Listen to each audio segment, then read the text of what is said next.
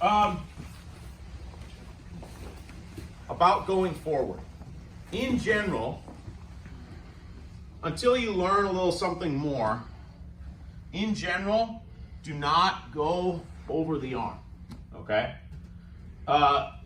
It's not exactly wrong, and in fact, against someone who really has no idea what they're doing, I think you'll have a pretty easy day, to be honest with you, but I would, generally speaking, avoid doing that, because once he does know what he's doing, that will be an easy escape for him, okay? If I go over his arms, it actually makes it so that when you go to bridge, use your arms as a part of bridge. Like, think about connecting. Yes!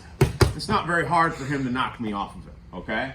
There are ways to deal with going over the arms, and there are successful strategies that involve me isolating one arm.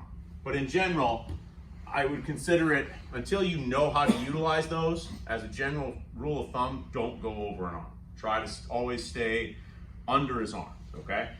If I push down on his arms and then go forward, I limit my own movement. Does that make sense? If anything, I would want to pull his arms up to come forward. And if he allows me to do this, I'll 100% take this.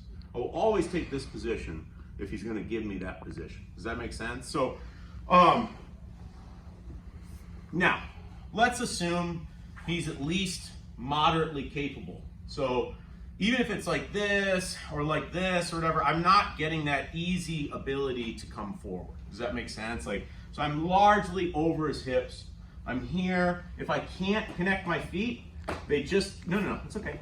I try to chop in and connect as much as I can.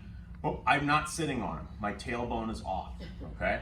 From here, we'll start looking at dealing with the most common responses that you're going to get. One of the most common things is he's going to want to push me. That's a very common thing. See, and if I just sit here, if I'm really stiff and rigid, just go and push me, go, knock me off.